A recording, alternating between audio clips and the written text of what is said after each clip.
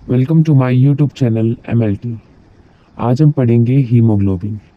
Haemoglobin haemoglobin क्या होता है? Haemoglobin is a protein in your red blood cell that carries oxygen to your body's organ and tissue and transports carbon dioxide from your organ and tissue back to your lungs।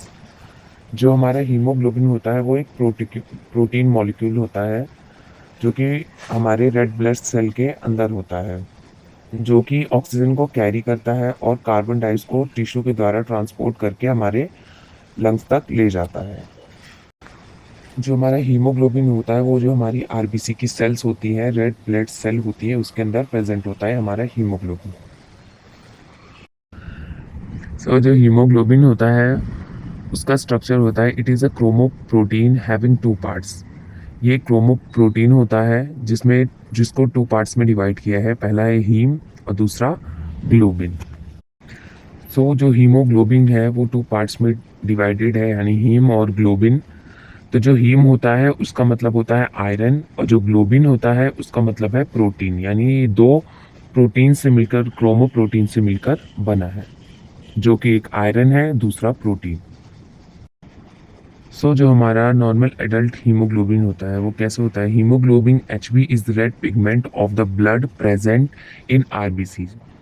यानी जो हमारी RBC होती है, यानी जो हमारी red cells होती हैं, रेड ब्लड सेल्स, उनके अंदर जो हमारा हीमोग्लोबिन प्रेजेंट होता है एज अ रेड पिगमेंट, वही हमारे ब्लड को क्या करता है? रेड कलर प्रोवाइड करता है।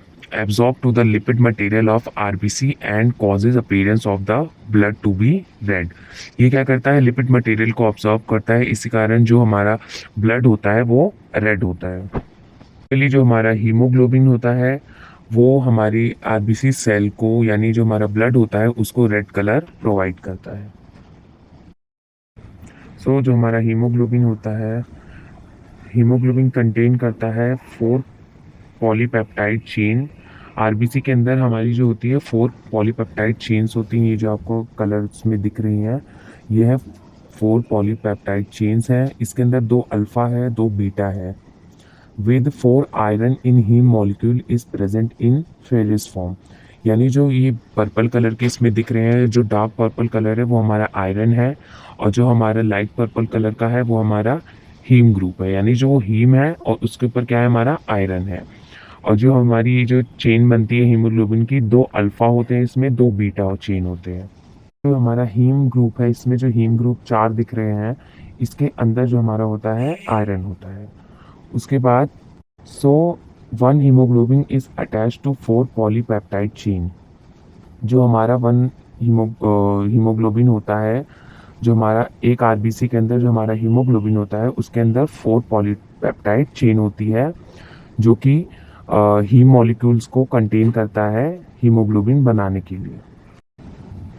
और जो हमारा 2 अल्फा होता है, 2 बीटा होता है। तो जो हमारा 2 अल्फा होता है उसमें 142 अमीनो एसिड प्रेजेंट होता है, और जो हमारा बीटा होता है उसके अंदर 146 अमीनो एसिड प्रेजेंट होता है हीमोग्लोबिन के अंदर।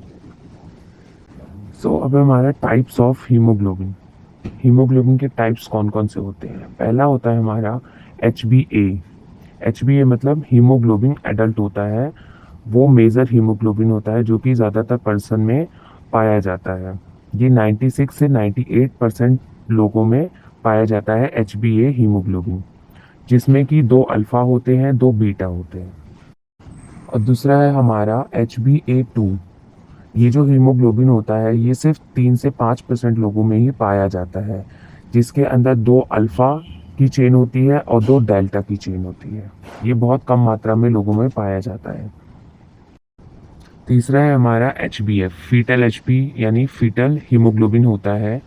जब बच्चा अपनी माँ के गर्भ में होता है तो उसे HbF हीमोग्लोबिन, उसके अंदर HbF हीमोग्लोबिन रहता है।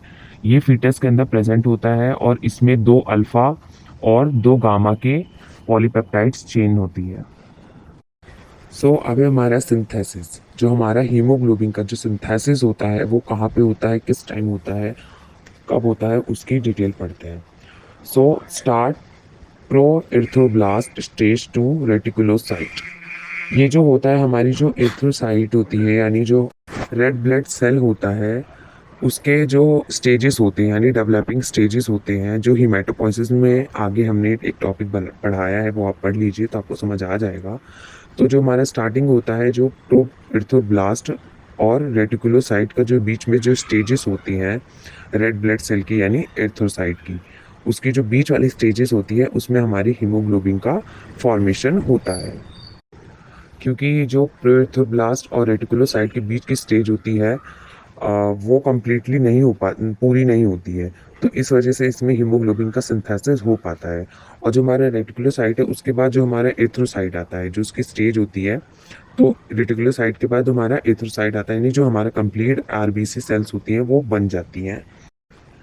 और जो हमारा डेवलप हो जाता है एथ्रोसाइट, तो उसमें क्या होता है, उसमें सिंथेसिस नहीं हो पाता हीमोग्लोबिन का।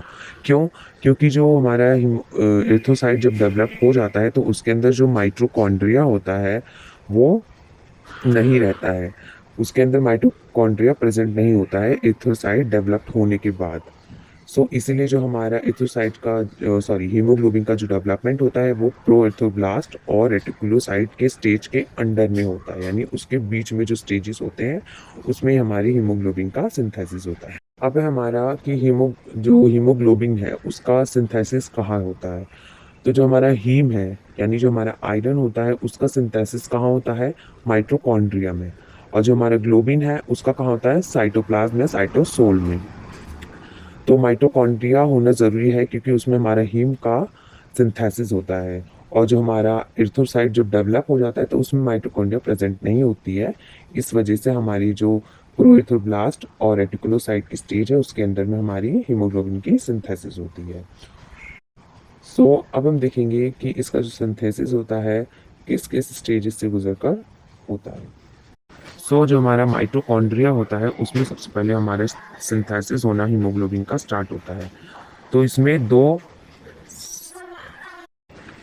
सक्सेनाइल कोएंजाइम और ग्लाइसिन का जो हमारा एटम होता है उसको मिलाकर बनाते हैं। ये दोनों मिलके क्या बनाते हैं, एमाइनो लेवुलिनिक एसिड यानी ALA।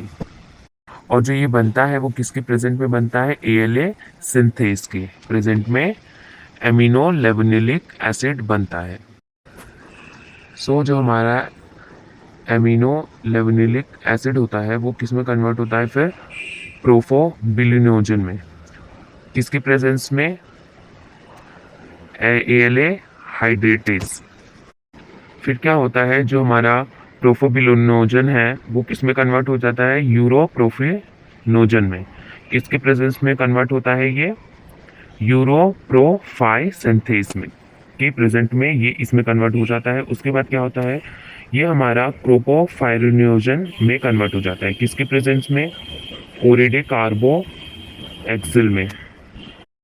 फिर ओरोफिरनियोजन जो होता है वो कन्वर्ट होता है कॉप्रोफिरनियोजन में, जो कि किसके प्रेजेंट में होता है, क्रोपोफिरनियोजन ऑक्सीडेज के प्रेजेंट में इसमें कन्वर्ट हो जाता है। उसके बाद फिर जो क्रोपोफिरनियोजन है वो किस में कन्वर्ट होता है, प्रोटोफायरियोजन में।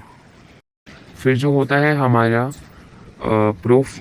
प्रोटोफायरिनोजन वो किस में कन्वर्ट हो जाता है, प्रोटोफायरिन में। प्रोटोफायरिन और आयरन से मिलकर हमारा क्या बन जाता है, हीम बन जाता है।